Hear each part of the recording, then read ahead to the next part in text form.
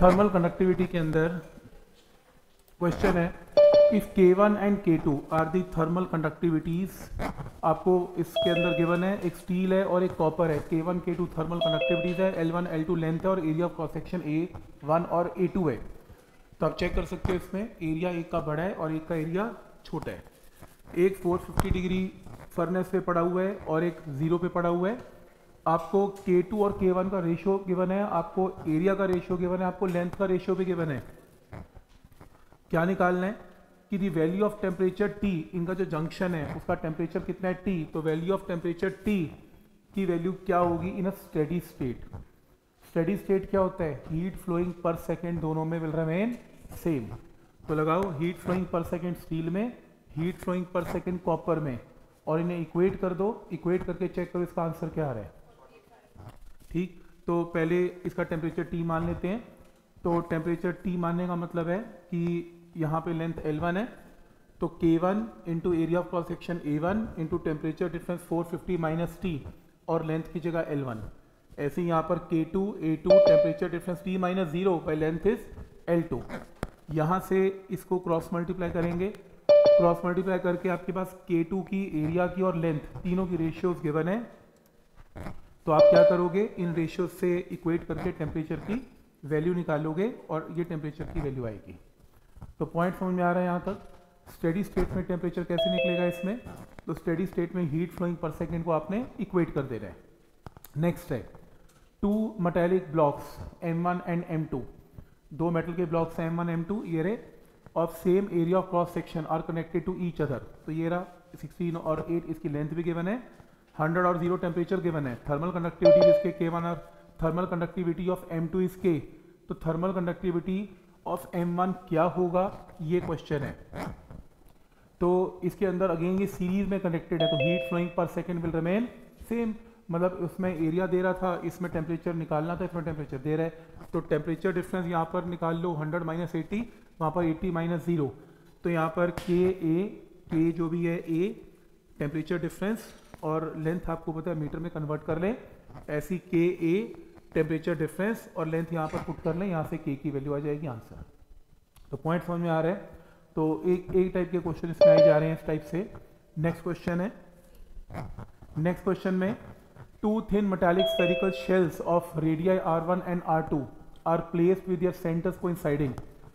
तो वो कह रहा है 2 मेटालिक शेल्स हैं और सेंटर कोइंसाइडिंग है, थर्मल कंडक्टिविटी K को फिल कर दिया स्पेस में, इनर शेल इज मेंटेन। ऐसा क्वेश्चन किया लगता है हमने ऐसा किया हुआ है, शेल है, मटेरियल भरा हुआ है ऑफ थर्मल कंडक्टिविटी कितना K। अब वो कह रहे हैं रेडियस जो है वो R1 बाहर का रेडियस है और R2 अंदर का रेडियस है। ये बुकलेट के अंदर भी हमने ऑलरेडी इसे सॉल्व किया हुआ है। तो कह रहे हैं कि the inner shell is maintained at temperature θ1 और outer is maintained at temperature θ2, rate at which heat flow. तो dQ/dt निकालना है, इसमें क्या होगा।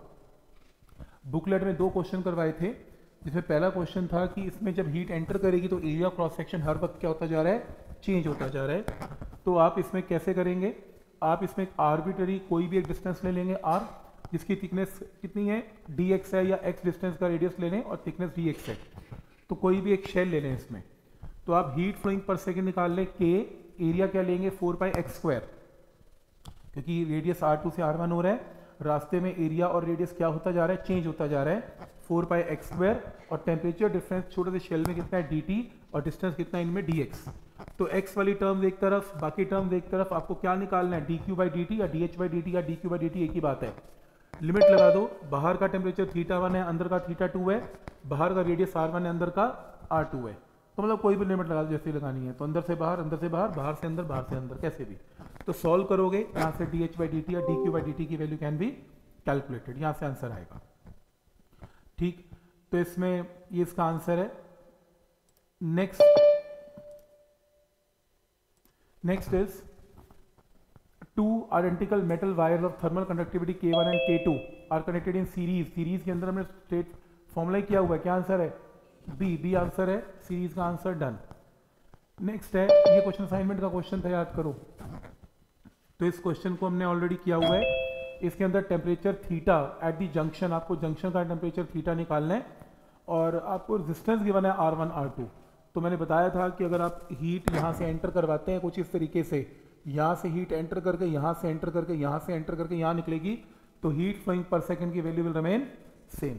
और मैंने इसको इलेक्ट्रिसिटी की हेल्प से करवाया था कि आप इसमें ऐसे कर लेना, यहाँ से यहाँ जो करंट है हीट करंट वो क्या रहेगा, सेम। हीट करंट की जगह ऐसे लिखना, ऐसे लिख लो Q/T heat flowing per second will remain same. देखो ये तो सेम ही है, इसको करंट बोला जा सकता है, करंट, हीट करंट सेम है।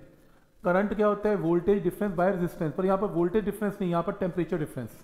तो टेम्परेचर डिफरेंस कितना है, θ2 माइनस θ है डिवाइडेड बाय रेजिस्टेंस R2, और नीचे टेम्परेचर डिफरेंस कितना है, θ माइनस θ1 है by resistance R1। Cross multiply करो और थीटा की वैल्यू आ जाएगी आंसर। क्लियर है यहाँ तक? तो यहाँ से सॉल्व करके आंसर आएगा। नेक्स्ट फिर से बहुत सारे क्वेश्चन ऐसे मैंने देखे हैं सीरीज के अंदर, K1 K2 K3 सीरीज के अंदर है, टेम्परेचर 100 है, 70 है, 20 और 0 है, thermal conductivities K1 K2 K3 है। One end of the long rod is maintained at 100 degree Celsius, एक 70 है, एक 20 है और एक 0 है। तो हमें जंक्शन के सारे टेम्परेचर गिवन है। अब वो कह रहे हैं स्टेडी स्टेट है, स्टेडी स्टेट का मतलब हीट फ्लोइंग पर सेकंड की वैल्यू सब में सेम है, and there is no loss of energy from the surface. तो रिलेशन बताना है K1 K2 K3 का, कुछ भी नहीं करना। हीट फ्लोइंग पर सेकंड इसमें, इसमें और इसमें सेम कर दो। तो Q/T फर्स्ट के अंदर K1 A1 temperature difference by time, K2 A2 temperature difference by time, K3 A3 temperature difference by time, same कर दो।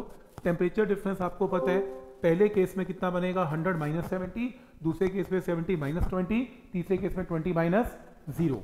तो पुट कर देना 100 माइनस 70, 70 माइनस 20, 20 माइनस 0, सॉल्व करके K की रेशियो आ जाएगी आंसर। तो पॉइंट समझ में आ रहा है कि यहाँ तक क्या किस तरीके से इस क्वेश्चन को करना है आपने, ठीक है। तो इस क्वेश्चन को देखें, इसका डायग्राम है, हाँ इसमें दिया नहीं हुआ, इसमें बनाना चाहिए इसको डायग्राम, डायग्राम में सिंक फिगर है।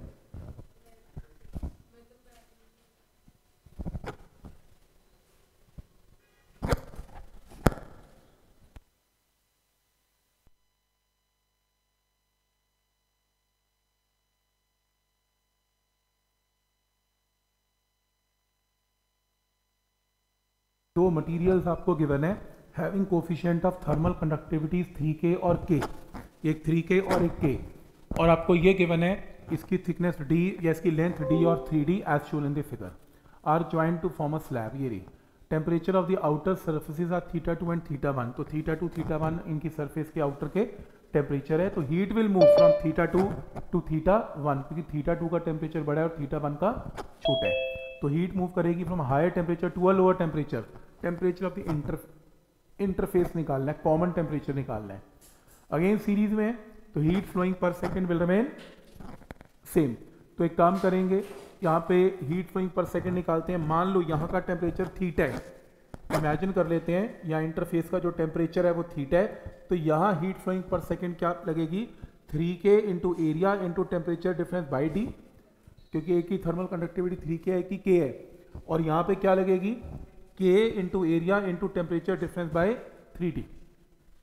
इक्वेट कर लेना, इक्वेट करके सॉल्व करके थीटा की वैल्यू आ जाएगी, ऑप्शन मार्क कर लेना। इसका आंसर ए आ रहा है। मेथड समझ में आ रहा है कि क्या लॉजिक है। हीट फ्लोइंग पर सेकंड की वैल्यू दोनों में क्या कर देनी है, सेम कर देनी है। जैसे ये क्वेश्चन है, करंट इलेक्ट्रिसिटी से सोचना पड़ेगा इसे। ये दोनों पैरेलल में है, इसके साथ सीरीज में ऐसे हर की रेजिस्टेंस R1 R2 R3 मानो।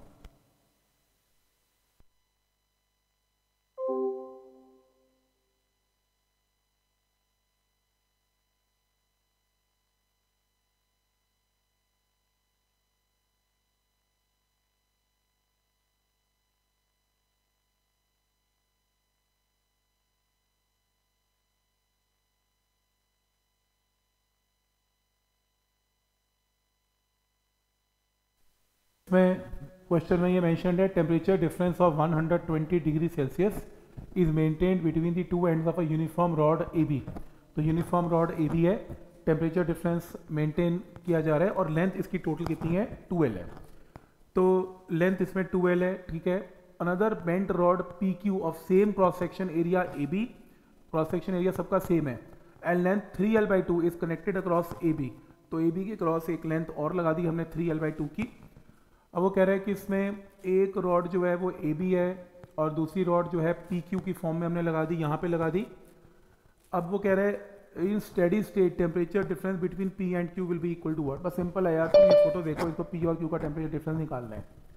तो देखो इस टाइप की जो प्रॉब्लम अगर आपको सॉल्व करनी है तो आप इसमें ऐसे इमेजिन करें कि आप ये सोचें ये वायर्स लगी हुई हैं, वायर्स ऐसे इलेक्ट्रिसिटी की तरह। कैसे? जो रेजिस्टेंस होती है वो लेंथ के साथ डायरेक्टली प्रोपोर्शनल है। कैसे मैं दिखाता हूँ।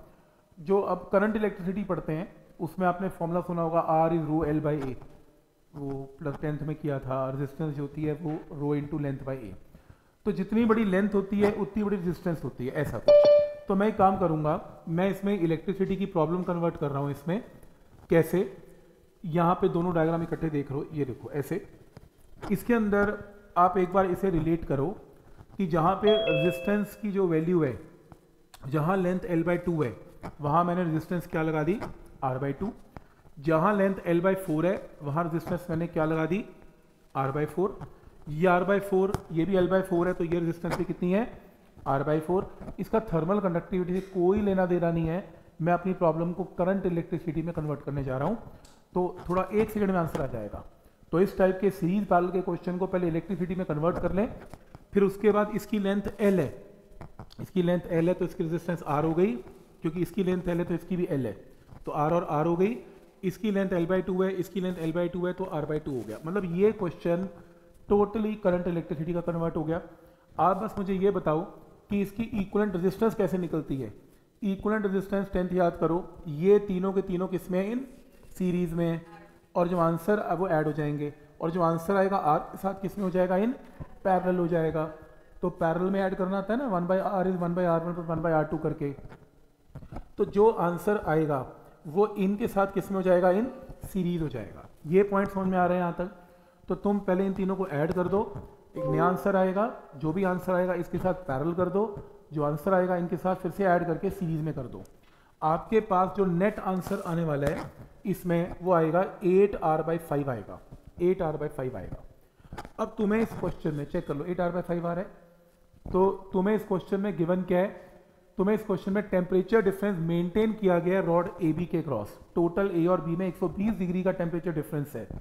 टेम्परेचर नहीं है, टेम्परेचर डिफरेंस है, डेल्टा टी है। तो डेल्टा टी की वैल्यू कितनी है? 120 है। मतलब इमेजिन कर लो, बस आप ये इमेजिन करो कि यहाँ पर ए की वायर लगी हुई है जिसकी रेजिस्टेंस कितनी है? 8R बाई 5 है, ऐसे बस। और ये ए पॉइंट है और ये बी पॉइंट है, और इनमें टेम्परेचर डिफरेंस जो मेंटेन्ड है वो 120 डिग्री सेल्सियस है। तो तुमने कुछ ना किया, तुमने अपने इस पूरे कॉन्सेप्ट को कन्वर्ट कर लिया किस में? करंट इलेक्ट्रिसिटी में। तुमने टोटल रेजिस्टेंस निकाल ली। अब हम ओम्स लॉ लगाने वाले हैं। ओम्स लॉ क्या होता है? इसमें करंट क्या होगा? करंट होगा, वैसे होता है पोटेंशियल डिफरेंस बाय रेजिस्टेंस, पर यहाँ पोटेंशियल डिफरेंस नहीं, यहाँ पर टेम्परेचर डिफरेंस बाय रेजिस्टेंस। तो टेम्परेचर डिफरेंस की वैल्यू कितनी है इसमें? 120 है, और इक्विवेलेंट रेजिस्टेंस की वैल्यू कितनी है? 8R बाई 5 है। सॉल्व करके आपके पास क्या आ गया? करंट की वैल्यू आ गई। करंट आ गया। अब तुम्हें ये पता लग रहा है कि इसमें करंट की वैल्यू कितनी है। अब एक चीज बताओ मुझे, इसके अंदर अगर तुम्हें करंट पता लग गया और तुम्हें पोटेंशियल डिफरेंस किसका निकालना है? पी और क्यू का निकालना है, पी और क्यू का निकालना है। तो एक चीज समझो, यहाँ पे जो इक्विवेलेंट रेजिस्टेंस है वो कितनी आ रही है? एक बार चेक करो। यहाँ पर इक्विवेलेंट रेजिस्टेंस आएगी, इन दोनों को आप ऐड कर दो, तीनों को ऐड कर दो सीरीज में, इसके साथ पैरेलल में कर दो, तो आंसर 3R बाई 5 आएगा। चेक कर लो।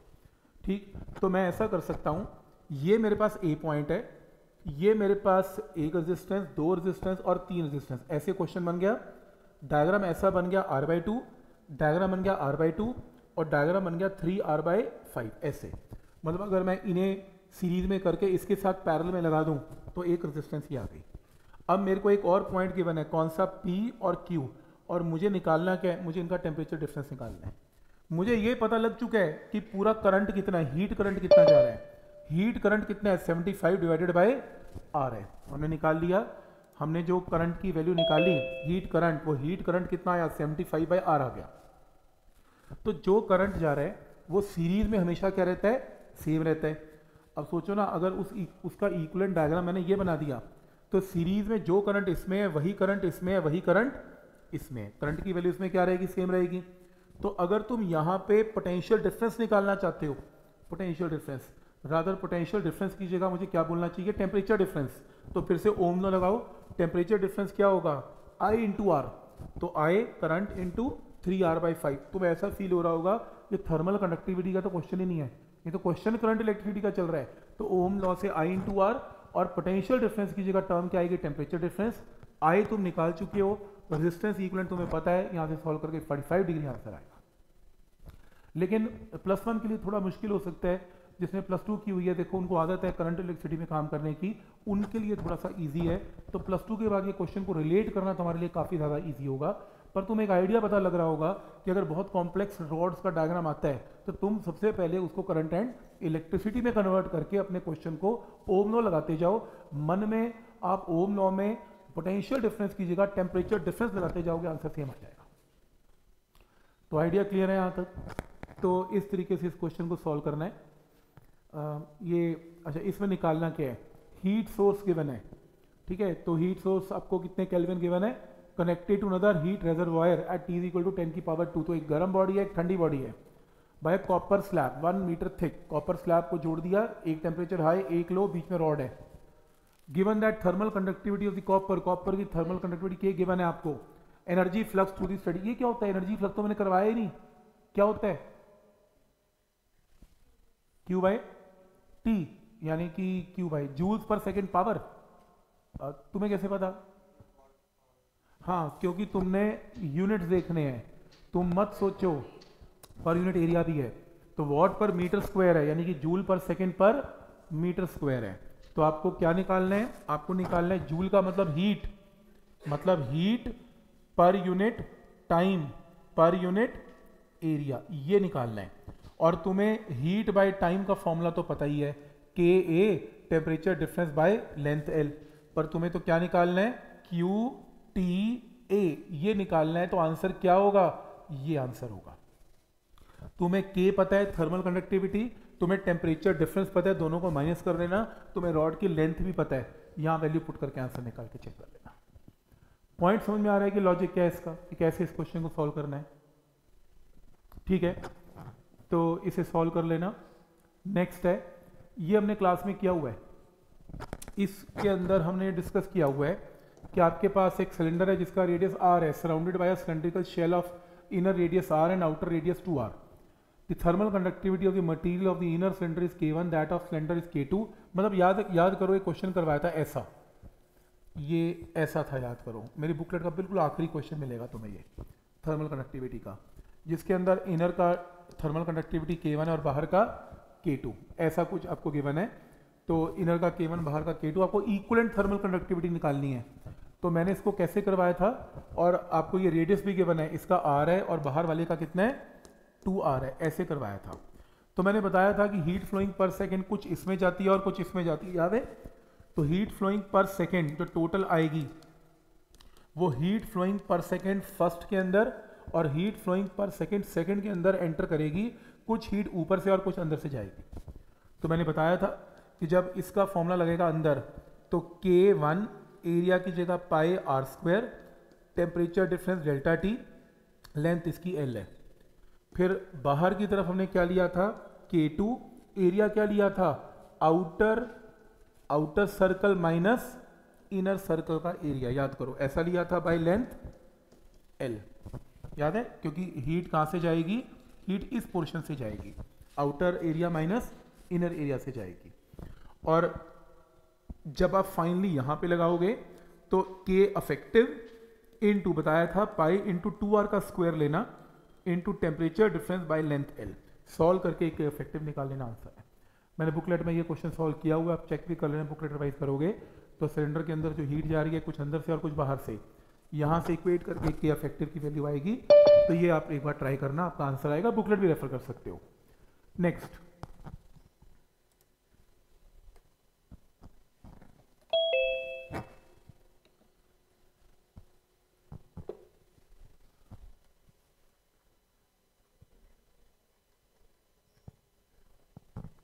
तो क्वेश्चन है, 3 रॉड्स हैं, कॉपर की, ब्रास की, स्टील की are welded together to form Y shape structure, Y बना दिया।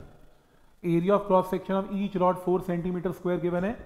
And of the copper rod is maintained at 100 and end of brass and steel are kept at 0। Length तीनों की given है। Rods are thermally insulated from the surrounding, thermal conductivity भी तीनों की given है। आपको निकालना rate of flow of heat through copper, copper निकालना है। तो सबसे पहला डायग्राम क्या बनाना है, डायग्राम ऐसा बनेगा, ये देखो, एक आपके पास मटेरियल, 3 मटेरियल हैं इसमें, कॉपर, ब्रास एंड स्टील। तो ये रहा आपका कॉपर, ये ब्रास और ये स्टील। ब्रास और स्टील का टेम्परेचर 0 मेंटेन्ड है, कॉपर का टेम्परेचर 100 मेंटेन्ड है। तो हीट 100 से चलेगी और डिवाइड होगी जंक्शन पे, कुछ हीट इधर जाएगी और कुछ हीट इधर आएगी। जो भी टोटल हीट फ्लोइंग पर सेकेंड होगा वो कुछ इसमें जाएगा और कुछ इसमें जाएगा। तो इक्वेशन क्या बनेगी, dq 1/dt जो चली हीट वो कुछ इधर डिवाइड होगी dq q 2/dt, dq 3/dt में, ऐसे डिवाइड हो गई। नेक्स्ट है आपको थर्मल कंडक्टिविटी की जो वैल्यूज हैं वो K1, K2, K3 गिवन है। हालांकि ये डायग्राम गलत है, K1, K2, K3 करना चाहिए, इसे तीनों गिवन है आपको। अब मान लेते हैं 1 मिनट के लिए जो जंक्शन है उसका टेम्परेचर नहीं गिवन, तो मान लो जंक्शन का टेम्परेचर T है, क्योंकि मेरे को जंक्शन का टेम्परेचर चाहिए ही चाहिए, क्योंकि मेरे को निकालना क्या है, मुझे इस रॉड में हीट फ्लोइंग पर सेकेंड की वैल्यू निकालनी है। ये मेरा क्वेश्चन है, ये निकालना है। मैं इसे बहुत आसानी से निकाल सकता हूँ क्योंकि मुझे K1 पता है, मुझे इसमें एरिया ऑफ क्रॉस सेक्शन पता है, बस मुझे क्या नहीं पता, मुझे टेम्परेचर का डिफरेंस नहीं पता, तो मुझे T नहीं पता। डिवाइडेड बाय लेंथ भी L1 मुझे पता है, तो अगर मैं T बता दूं मेरा आंसर आ जाएगा। तो ऐसे जंक्शन वाले क्वेश्चन में सबसे पहले तुम्हें कॉमन टेम्परेचर निकालना पड़ेगा 3 रॉड्स का क्या है। तो कॉमन टेम्परेचर ऐसे निकलता है, यहां पे लगाओ, मान लो जंक्शन का टेम्परेचर T है, तो हीट फ्लोइंग पर सेकेंड क्या होगा, K1 temperature difference 100 - T divided by length कितनी है 46। फिर इसमें लगेगा K2 temperature difference T - 0 divided by length, इसमें गिवन है 13। फिर इसमें लगेगा K3 या K3 into temperature difference T - 0 और लेंथ इसकी 12। तो पहले ये इक्वेशन को सॉल्व करो, इसको सॉल्व करके पहले T निकाल लो, इस T को dq1/dt में टेम्परेचर डिफरेंस 100 - T पुट करो, तो वहां से आपके पास आंसर आएगा। क्योंकि आपको हीट फ्लोइंग पर सेकेंड इस रॉड में निकालनी है, तो K1 into area into 100 - T divided by length, यहां से आंसर आएगा। पॉइंट समझ में आ रहा है, पहले जंक्शन का टेम्परेचर निकलेगा, उसके बाद आपका नेक्स्ट पार्ट निकलेगा, ठीक है। जैसे ये क्वेश्चन है,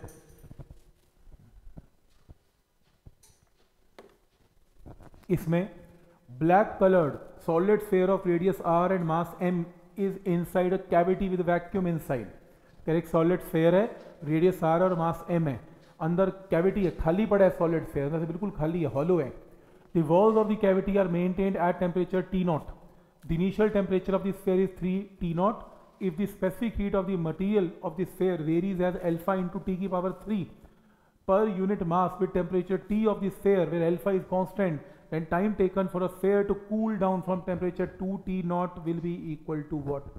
ये तो स्टीफन और न्यूटन लॉ ऑफ कूलिंग की बातें सही लग रही है मुझे, इसको ठंडा करना है। तो एक स्फेयर का टेम्परेचर 3 T0 था, अंदर का T0 था, तो हीट 3 T0 से T0 चली जाएगी, रेडिएशन की फॉर्म में उड़ेगी, जाएगी, ठीक है। रेडिएशन की फॉर्म में हीट गई, तो आपको ये बताना है कि बॉडी का टेम्परेचर ठंडा हो जाएगा, तो कभी ना कभी तो 2 T0 भी होगा रास्ते में। 2 T0 कितनी देर में होगा ये बताओ, तो ऐसा कुछ क्वेश्चन है। अब दूसरी चीज इसमें ये भी गिवन है, जो स्पेसिफिक हीट है वो कांस्टेंट नहीं है। बॉडी की देखो, जब कोई बॉडी ठंडी होती है तो उसमें से हीट निकलती है और वो टेम्परेचर डाउन करती है, तो कितनी हीट बाहर निकलती है, Q = mc ΔT। प्रॉब्लम ये है कि यहाँ पर C भी कांस्टेंट नहीं है, C भी टेम्परेचर के साथ अपनी वैल्यू को क्या कर रहा है, चेंज। पक्का इंटीग्रेशन का प्रॉब्लम है ये।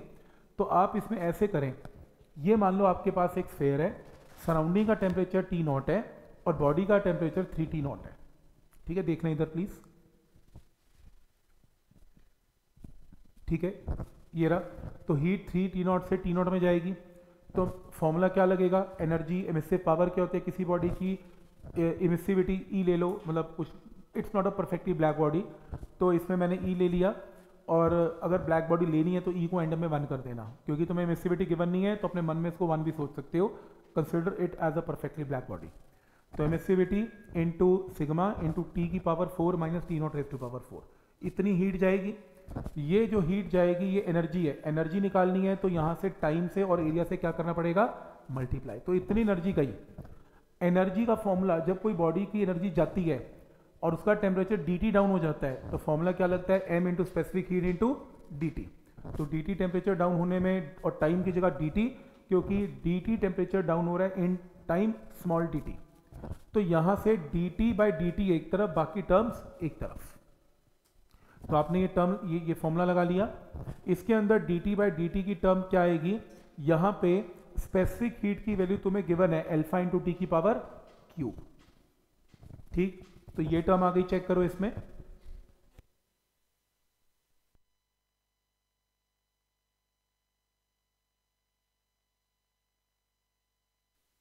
तो इसमें ये टर्म आ गई। अब यहां से शुरू है, ये शॉर्टकट मार गया, देखो आपकी किताब शॉर्टकट मार गई। बच्चा कहता कर ही लेगा इतना, तो यहां तो समझता ही है बात को। शॉर्टकट भी नहीं मारा, एक्चुअल में न्यूटन लॉ ऑफ कूलिंग का प्रूफ चल रहा है। न्यूटन लॉ ऑफ कूलिंग के प्रूफ के अंदर ऐसा चलता था, तो basically Newton law of cooling का प्रूफ भी वैसा ही चलता है, स्टार्ट होता है। तो वहां से होता हुआ यहां पे आया। ठीक, अब यहां पे क्या करेंगे, यहां पे स्पेसिफिक हीट को अल्फा इंटू टी की पावर 3 को पुट कर दिया। अब यहां पे टेम्परेचर रेज़ टू पावर 3 एक तरफ, मतलब टेम्परेचर वाली सारी टर्म्स एक तरफ जिसमें कैपिटल टी आ रहा है, और बाकी सारी टर्म्स एक तरफ। इसके बाद मैं नहीं करवा पाऊंगा आपको, क्यों, क्योंकि ये इंटीग्रेशन मेडिकल में तो नहीं आएगा, एनसीईआरटी में नहीं आएगा। नॉन मेडिकल वालों को मैथ्स में टीचर कराएंगे इंटीग्रेशन बाय सब्स्टिट्यूशन। तो ये +2 का कॉन्सेप्ट स्टार्ट हो गया, +2 के मैथ्स से इसको सॉल्व किया जा सकता है, तो इसकी तरफ हम जाएंगे नहीं। मेरा काम सिर्फ कॉन्सेप्ट बनाने का है, मैंने बना दिया। करते रहना बाय सब्स्टिट्यूशन, अभी मैं ट्राई करना, फायदा नहीं होगा। ठीक, तो लेकिन हार्ड क्वेश्चन है उस हिसाब से देखा जाए तो थोड़ा सा। नेक्स्ट है, नहीं ये आसान क्वेश्चन है, सीरीज में रॉड सिंपल है। नेक्स्ट, ठीक है, तो मतलब ये मत सोचना कि हमसे हुआ नहीं, इंटीग्रेशन बाय सब्स्टिट्यूशन इन्वॉल्व है उसमें, जो थोड़ी सी वो थोड़ा लंबा काम है, +2 वालों का ही काम है, वो वही कर पाएंगे। तो long metallic bar is carrying heat from one end of its end to the other end using a steady state. एक रॉड है और रॉड में से हीट जा रही है स्टेडी स्टेट पे। तो the variation of temperature theta along the length x of the bar from its hot end is best describe by which of the following figure. तो the variation of temperature theta कह रहे हैं जी, देखो ऐसा है ना, एक रॉड है, एक रॉड के अंदर क्या हो रहा है, टेम्परेचर, ये रॉड है, ये रॉड है, रॉड में मान लो यहाँ का टेम्परेचर θ1 है, यहाँ का टेम्परेचर θ2 है, तो हीट मूव करेगी from a higher temperature to lower temperature. अब देखने वाली बात यह है कि यहाँ पर θ1 है, फिर यहाँ पर थीटा डैश है, थीटा डबल डैश है, थीटा ट्रिपल डैश है। टेम्परेचर हर एलिमेंट का क्या होता जा रहा है, चेंज, क्योंकि याद है टेम्परेचर ग्रेडियंट, क्योंकि टेम्परेचर अगर डाउन होगा तभी तो हीट मूव करेगी from a higher temperature to a lower temperature. Temperature अंदर कांस्टेंट तो बिल्कुल भी नहीं होगा। अब वो क्या कह रहे हैं कि ग्राफ प्लॉट करना है, किसका ग्राफ प्लॉट करना है, टेम्परेचर थीटा का। रॉड के हर एलिमेंट पर टेम्परेचर थीटा चेंज होगा, किसके साथ, लेंथ एक्स के साथ। तो थीटा और एक्स आपस में कैसे रिलेटेड है, एक क्वेश्चन, ग्राफ अच्छा नहीं है, एक्स भी नहीं लिखा इसमें, तो उल्टा लिखना चाहिए था एक्स एक्सेस। ठीक है, तो कह रहे हैं फिर से अपने मन में करंट इलेक्ट्रिसिटी एज्यूम कर लो, छोड़ो इसे। करंट इलेक्ट्रिसिटी में सोचो एक वायर है, वायर में टेम्परेचर पोटेंशियल डिफरेंस V1 से V2 हो रहा है, और रास्ते में पोटेंशियल V हो गया। और इस चैप्टर को अगर रिलेट करना है तो टेम्परेचर डिफरेंस, पोटेंशियल डिफरेंस की जगह टेम्परेचर डिफरेंस है, और V की जगह इमेजिन करो यहाँ पर थीटा हो गया। इमेजिन कर लो किसी भी इंस्टेंट पर पोटेंशियल V की जगह टेम्परेचर थीटा हो गया। यहाँ पर इलेक्ट्रिसिटी कहती है हीट करंट जा रहा है, इलेक्ट्रिक करंट जा रहा है सॉरी, और हमारा चैप्टर कहता है हीट करंट जा रहा है। कॉन्सेप्ट तो एक ही चल रहा है। अब वो कह रहा है कि इसके अंदर जो पोटेंशियल डिफरेंस है, मान लो यहाँ और यहाँ इलेक्ट्रिसिटी का कॉन्सेप्ट है, करंट की वैल्यू सीरीज में सेम रहती है, और मान लो ये जो लेंथ है वो मान लो L लेंथ ऑफ वायर है, मान लो ये वायर है इलेक्ट्रिसिटी में, इसकी लेंथ L है। ओम लॉ क्या कहता है, ओम लॉ कहता है कि अगर लेंथ L है तो रो L बाई एरिया इसकी रेजिस्टेंस है, capital R, rho L by A इसकी रेजिस्टेंस है। तो यहाँ पे ओम लॉ लगाओ, potential difference is equal to V1 minus V क्या होगा, करंट इंटू रेजिस्टेंस, करंट इसमें आई है और रेजिस्टेंस कितनी है, रो L बाई ए है। तो इसका मतलब क्या है, जो पोटेंशियल डिफरेंस है पोटेंशियल डिफरेंस है वो किस पे डिपेंडेंट है, लेंथ पे डिपेंडेंट है। अब एक काम करते हैं, पोटेंशियल डिफरेंस कह रहा है is proportional to L, but negative क्यों, क्योंकि जैसे जैसे एल बढ़ेगा पोटेंशियल डिफरेंस की वैल्यू क्या होती जाएगी, घटती जाएगी। ठीक, अब कह रहे हैं रिलेट करो इसे रिलेट करो, और रिलेट करो किसके साथ, टेम्परेचर के साथ। जैसे जैसे आप यहाँ आएंगे तो आपका temperature difference proportional to length है ओम लॉ के अकॉर्डिंगली, तो ओम लॉ के अकॉर्डिंगली सेम रिजल्ट है, बस प्रेशर डिफरेंस, सॉरी उसकी जगह पोटेंशियल डिफरेंस की जगह टेम्परेचर डिफरेंस है, क्योंकि ये लिक्विड में भी चलता है प्रेशर डिफरेंस, तो एक ही कॉन्सेप्ट लगता है सब में, तो स्ट्रेट लाइन बनेगा। पर जैसे जैसे आप देखो ये टेम्परेचर हाई है, फिर ये लो है, फिर ये लो है, फिर ये लो है, फिर ये लो है, फिर ये बहुत लो है, तो टेम्परेचर डाउन डाउन डाउन होता जा रहा है। तो इसका जो ग्राफ बनने वाला है वो स्ट्रेट बनने वाला है और ऐसे बनने वाला है। एक्सपोनेंशियल तो होता ही नहीं है, इलेक्ट्रिसिटी में तो एक्सपोनेंशियल ग्राफ होता ही नहीं है ओम लॉ में, पैराबोलिक भी नहीं होते, ऐसा तो बिल्कुल भी नहीं होता, तो बनता तो इसका स्ट्रेट, ये लीनियर है। वैसे भी वो लेंथ एक्स के साथ प्रोपोर्शनैलिटी है, मैंने प्रूव कर दिया। पोटेंशियल डिफरेंस लेंथ के साथ चेंज होता है, टेम्परेचर डिफरेंस भी लेंथ के साथ चेंज होता है। और वैसे भी अगर ये नहीं करना चाहते, टेम्परेचर ग्रेडियंट तो याद है, टेम्परेचर ग्रेडियंट, तो किसी भी रॉड का टेम्परेचर ग्रेडियंट क्या होता था, कांस्टेंट, ऐसे ही होता था, dx लेंथ के बाद dt कांस्टेंट है। तो अगर ये कांस्टेंट है तो क्या मैं ये बोल सकता हूं temperature difference proportional to length ही तो है, तो यहां से वैसी स्ट्रेट लाइन बनता है, वैसे भी कुछ करने की जरूरत होगी नहीं इसमें। ठीक,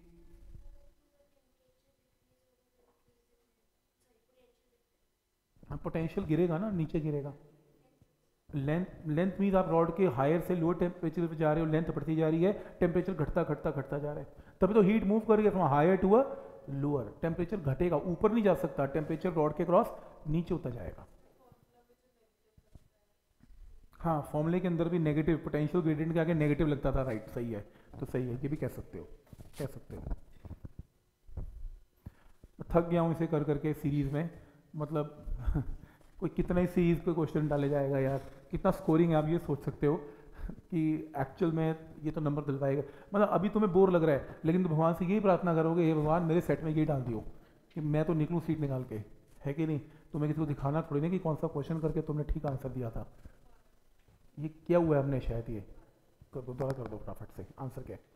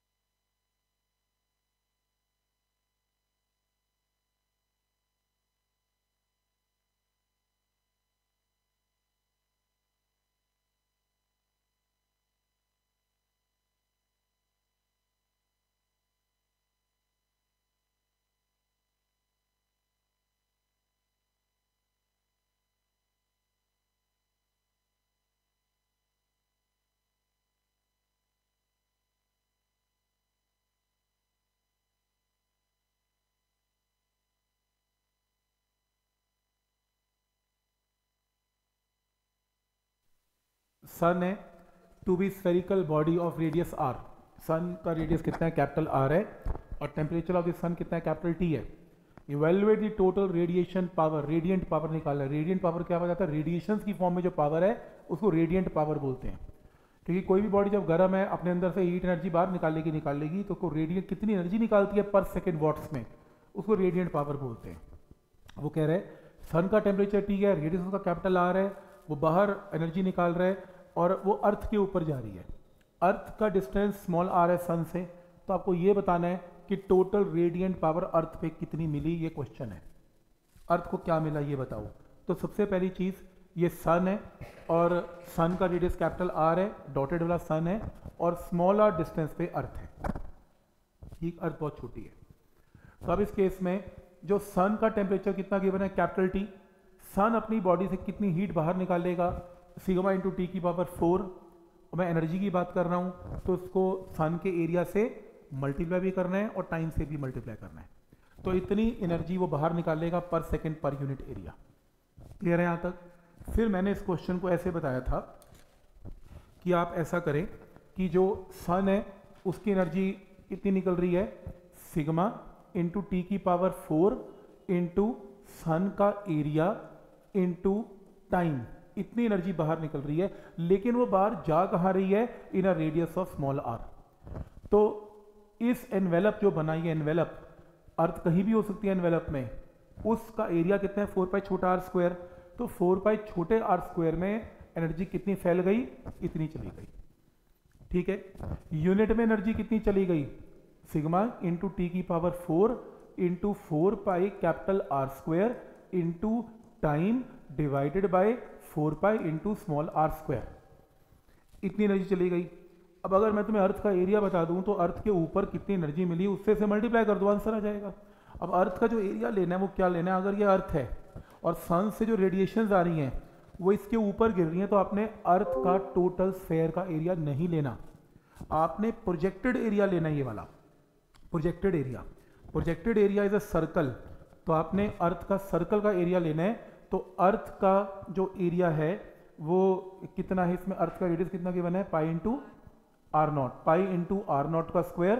तो इसको कितनी एनर्जी मिली, यहां से इस रिजल्ट को ये लो, इसको रिजल्ट को मल्टीप्लाई कर दो 4 पाई आर नॉट के स्क्वायर से, तो इतनी एनर्जी मिली। पर तुमसे पूछ रहे वो एनर्जी पर सेकेंड, तो टाइम को यहां ले जाओ लेफ्ट की तरफ, जो बचा कैंसिल करने के बाद आंसर मार्क कर लो, आंसर आ गया। अब ये आंसर आएगा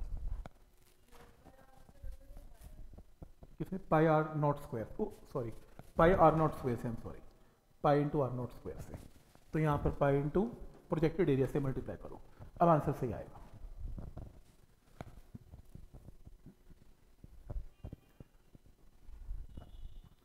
मतलब पहले आपने सन की एनर्जी ले ली, इतने एरिया में गई, यूनिटरी मेथड की यूनिफॉर्म जा रही है एनर्जी, 1 की एनर्जी इतनी हुई, और प्रोजेक्टेड एरिया अर्थ का pi into R not square है, उसकी एनर्जी निकाल लो, आंसर मार्क कर लो।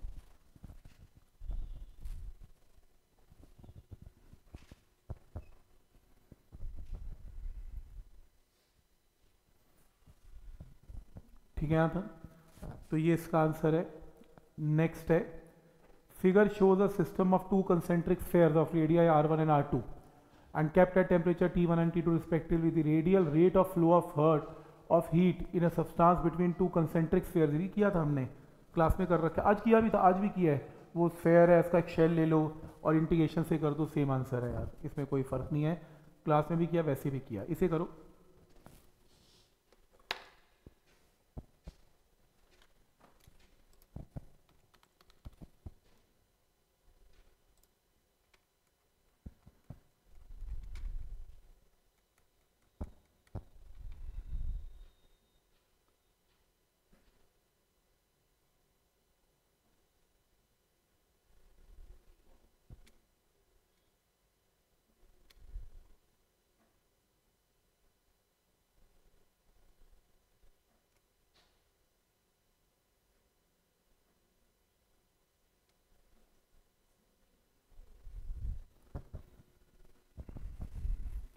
क्वेश्चन है, temperature of the two outer surfaces of the composite slab.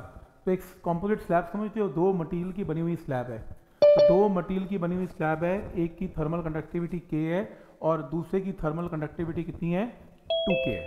तो टेम्परेचर T2 T1 है, इस स्लैब की जो लेंथ है वो x है, इस स्लैब की लेंथ 4x है। वो कह रहा है इसमें T2 ग्रेटर देन T1 है, तो हीट मूव करेगी from T2 to T1, move करेगी। Rate of heat transfer to the slab क्या है, देखो रेट ऑफ हीट ट्रांसफर क्या होता है, dQ/dt। तुम अपना dQ/dt निकाल लो, उस dQ/dt की वैल्यू को इससे कंपेयर कर लो, क्योंकि वो कह रहा है कि रेट ऑफ हीट ट्रांसफर तो है ही है, तुम्हें दे रहा है वो, तुम एक अपना निकाल लो आंसर dQ/dt का, एक तुम्हें वो दे भी रहा है, दोनों को इक्वेट कर लो, इक्वेट करके एफ की वैल्यू पूछ रहा है, एफ की वैल्यू क्या होगी। तो इसके अंदर एक काम करते हैं, रेट ऑफ हीट ट्रांसफर निकालते हैं। कैसे? देखो रेट ऑफ हीट ट्रांसफर में काम करते हैं, इसका जो कॉमन टेम्परेचर है, क्योंकि यहाँ का टेम्परेचर कितना है T2, यहाँ का T1, तो यहाँ का कितना है T, तो यहाँ पे K into area into temperature difference T2 minus T divided by length की जगह x, और यहाँ पर हीट फ्लोइंग पर सेकेंड सेम होना चाहिए, तो 2K into area temperature difference कितना है T minus T1 divided by length कितनी है 4x। तो सबसे पहले तुम इन्हें सॉल्व करो, सॉल्व करके किसकी वैल्यू आएगी, T की वैल्यू आएगी, क्योंकि तुम्हें जंक्शन का टेम्परेचर तो पता नहीं है। तो पहले तुम T निकाल लो, फिर T निकालने पे के बाद dQ बाई dt निकाल लो फर्स्ट रॉड का, वो dQ बाई dt चाहे फर्स्ट का निकाल लो चाहे सेकेंड निकाल लो सेम ही आएगा, क्योंकि dQ by dt rate of heat flowing पर सेकेंड दोनों रॉड में विल रिमेन सेम। तुम उस टेम्परेचर को यहाँ पे पुट कर दो, तो जो भी dQ बाई dt आएगा उसको इसके साथ कंपेयर कर लो, आंसर आएगा।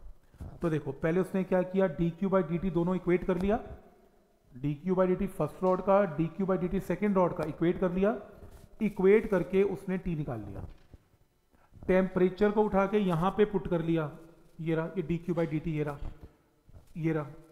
तो जो आंसर आया उसको गिवन, जो हमें क्वेश्चन में गिवन है उसके साथ इसे इक्वेट कर लिया, सब कट गया, आंसर F 1/3 आ जाएगी। Excuse me sir. हम बोलो सर हम ये इक्विवेलेंट रेजिस्टेंस निकाल के नहीं कर सकते? इक्वालिटी दोबारा बोलो। इक्विवेलेंट रेजिस्टेंस निकाल के नहीं कर हाँ सकते हाँ, उससे क्वेश्चन? भी कर दो, उससे भी कर दो। वैसे नॉर्मली जब दो रॉड्स आती हैं ना, तो मैं कोशिश करता हूँ कि dQ बाई dt सेम कर दूँ। इक्विवेलेंट रेजिस्टेंस को मैं थोड़ा उसमें यूज़ करना पसंद करता हूँ जब रॉड के बीच में कुछ चीज़ निकालनी है, पोटेंशियल डिफरेंस निकालना है, रॉड्स चल रही हैं, हीट करंट चल रहा है, रॉड के अंदर ही 2 पॉइंट दे दिए उसने, उसमें या कॉम्प्लेक्स रॉड है 2-3 रॉड जोड़ दी, उसमें ज़्यादा चलता है। इसमें तो कुछ करने की जरूरत ही नहीं है, वैसे कर सकते हो, प्रॉब्लम कोई नहीं है, तुम इसमें सीरीज में लगा के क्वेश्चन कर सकते हो, ठीक है, जिसमें कंफर्टेबल हो। तो इसमें ये आसान क्वेश्चन है, ये बिल्कुल थ्योरी का क्वेश्चन है, ये कर लो।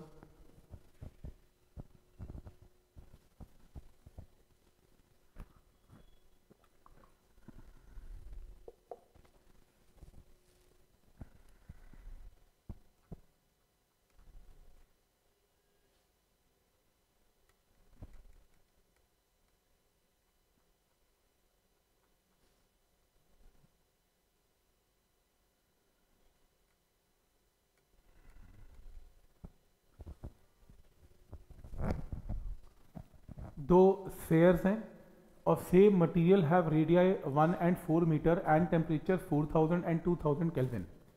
Ratio of energy radiated per second by the first sphere to that of second is equal to what? क्या निकालना है, एनर्जी रेडिएटेड पर सेकेंड। तो स्टीफन लॉ लगेगा, टेम्परेचर और एरिया आपको गिवन ही है, एरिया भी डिफरेंट है, रेडियस क्योंकि डिफरेंट है तो 4πr² से एरिया भी दोनों के डिफरेंट आएंगे।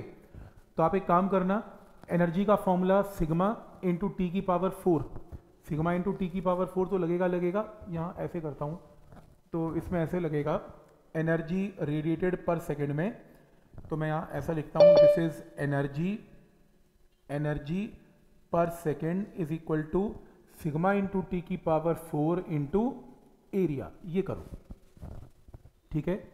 तो आप ये फॉर्मूला इसमें लगाओ और एरिया की जगह क्या करोगे, energy per unit time sigma into T की पावर 4 इंटू 4πr²। अब दो केस बना लेना, एक टेम्परेचर कितना गिवन है 4000, एक टेम्परेचर कितना गिवन है 2000, एक का रेडियस कितना गिवन है 1 और एक का रेडियस कितना गिवन है 4। तो यहाँ पुट कर लेना R1 R2, पुट कर लेना T1 एंड T2, रेशियो निकालना, आंसर आएगा 1:1 आंसर इसका। मेथड समझ में आ रहा है कि कौन सा फॉर्मूला इसमें अप्लाई करना है, मेन बात है कि इसकी टेक्निक क्या करनी है। देखो ट्राई तो आपको घर जाके करनी पड़ेंगे, ऐसा नहीं है, आप ये ना सोचें कि आपकी PYQ हो गए, नहीं, ये आपके नहीं हुए, मेरे हुए हैं, ये प्रैक्टिस मेरी हो रही है क्लास में, एकदम फटाफट मेरे को एकदम मास्टरी हो रही है, या आपको तो घर जाके कॉपी खोल के पूरे असाइनमेंट की तरह इसको सॉल्व करना पड़ेगा एंड टू एंड, तब आप मानेंगे, हाँ आपको आ गया।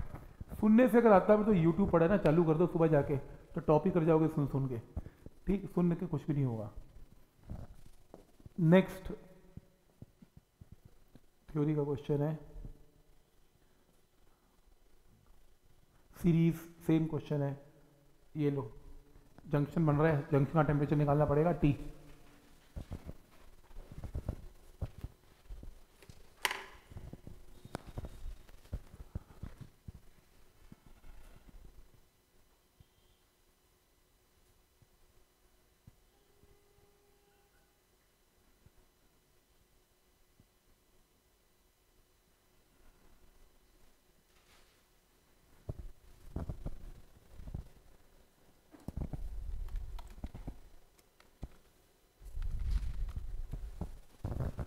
Rod CD of thermal resistance given. तो ये क्या गिवन है? थर्मल रेजिस्टेंस की। देखो इसमें थर्मल रेजिस्टेंस R गिवन है, ध्यान से। इसमें आपको रॉड का थर्मल रेजिस्टेंस R गिवन है। Joint at the middle of identical rod AB as shown the figure, end ABD are maintained at 200। तो end ABD are maintained at 200, 100 और 125, तीनों टेम्परेचर गिवन है। हीट करंट इन CD में heat current निकालना है, क्या होगा ये क्वेश्चन है। देखो हीट करंट निकालना है तो थर्मल रेजिस्टेंस आपको गिवन है, तुम ओम लॉ लगा सकते हो इसमें। कैसे? अगर मैं तुम्हें जंक्शन का टेम्परेचर बता दूं तो ओम लॉ क्या कहता है, जो करंट है वो क्या होता है, टेम्परेचर डिफरेंस यानी कि T minus 125 divided by thermal resistance. Simple. Potential difference by resistance current होता है ओम लॉ। तो मन में टेम्परेचर डिफरेंस बाय रेजिस्टेंस कर लो, R तो तुम्हें दे ही रहा है इस रॉड का, तुम्हें सिर्फ क्या निकालना है T, और जंक्शन का T तुम्हें निकालना आता है। अब जंक्शन के T को अगर निकालना है तो देखो क्या करना पड़ेगा। जंक्शन का टेम्परेचर मान लेते हैं T है, हीट कहां से कहां जाएगी ये इंपॉर्टेंट है। 200 से T की तरफ आएगी, 100 से T की तरफ आएगी और T से 125 की तरफ जाएगी। तो हीट ऐसे ट्रेवल करने वाली है, नहीं सॉरी उल्टा बोल गया मैं, ये सबसे लोएस्ट टेम्परेचर है, सॉरी 100, ये बड़ा है और ये उससे भी बड़ा है। हाँ तो ऐसे नहीं आएगी, हीट यहाँ से यहाँ जाएगी, हीट यहाँ से यहाँ जाएगी। अब ये भी तो देख रहे हैं ना, गलत डायग्राम ना बन जाए। देखो हीट हायर से लोअर टेम्परेचर पे जाएगी, ठीक। सबसे बड़ा टेम्परेचर कितना है, 200 है। पहले ये देखते हैं, 200 से T पे जाएगी, क्लियर है। फिर जंक्शन बन गया, जंक्शन पे या तो हीट ऐसे जाएगी या यहाँ की हीट आते हुए यहाँ पे ऐड होकर यहाँ पहुंचेगी। 200 से 125 पे नहीं जाएगी ना, क्योंकि सबसे लोएस्ट तो 100 है। अच्छा तुम मुझे एक चीज का आंसर दो, तुम छोड़ो ऐसे, ये लो, ये रेजिस्टेंस है। अब बोलो, ये मान लो 100 वोल्ट है ना, ये 200 वोल्ट है, ये मान लो 100 वोल्ट है, ये मान लो 125 वोल्ट है। Current move from higher to lower potential, तो ऑब्वियसली ये वाला करंट यहाँ जाएगा, बिल्कुल जाएगा, ये वाला करंट भी यहाँ जाएगा, पर यहाँ जंक्शन पे दोनों करंट ऐड होके यहाँ पे जाएंगे, तो इसलिए तुम्हें यहाँ और यहाँ का ब्रेक लेना पड़ेगा। हाँ तो वही तो मैं कह रहा हूँ। तो यहाँ से यहाँ करंट जाएगा, हीट करंट जाएगा, तो यहाँ से यहाँ कितना जाएगा, K into temperature difference 200 minus T, और लेंथ कितनी है, L/2, मिड पॉइंट है। टोटल लेंथ अगर L है तो आता L/2। फिर यहाँ से यहाँ हीट जाएगी, ऊपर भी जाएगी, ऊपर की वैल्यू कितनी होगी, K इंटू टेम्परेचर डिफरेंस कितना होगा, या पहले ये ले लेते हैं, चलो T माइनस 100 पे भी जाएगी, डिवाइड बाय L/2, राइट। अब इसने क्या किया, हीट यहाँ से इसने यहाँ मार्क करवाई, 200 से T पे आ रही है, T से 100 पे आ रही है, और T से 125 पे भी आ रही है। अच्छा इसने यहाँ से नहीं मार्क करवाया, यहाँ से मार्क करवाया, ऐसा क्यों? जंक्शन का टेम्परेचर अगर T है, ये 200 ये 100, तो इसका टेम्परेचर 200 और 100 के बीच में कहीं निकलने वाला है।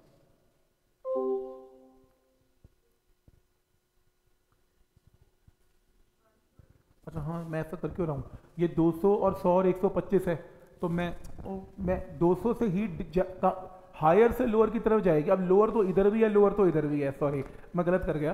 तो इसमें 200 से 100 इतना क्यों दिमाग लगा रहा हूँ, क्योंकि मैं ये गैस कर रहा हूँ कि T, मैं गैस ही नहीं कर सकता T बड़ा है कि छोटा है, तो मुझे ऐसे गैस करना है कि 200 से 100 पे जाएगी, 200 से 125 पे आएगी, ठीक है। जबकि इलेक्ट्रिक एग्जाम्पल भी ऐसे बोल रहा था मैं, चलो कोई बात नहीं, 200 से 100 पे आएगी, 200 से 125 पे आएगी। अब सही है, तो आप एक काम करेंगे, इसमें आप इसमें हीट यहाँ से यहाँ पास करवाएं, वो रहा। फिर यहाँ से जो हीट है T से लेके यहाँ पे हीट लेके जाएं और यहाँ भी लेके जाएं, 200 की हीट 100 पे भी पहुँचेगी, 125 पे भी पहुँचेगी, ऐसे।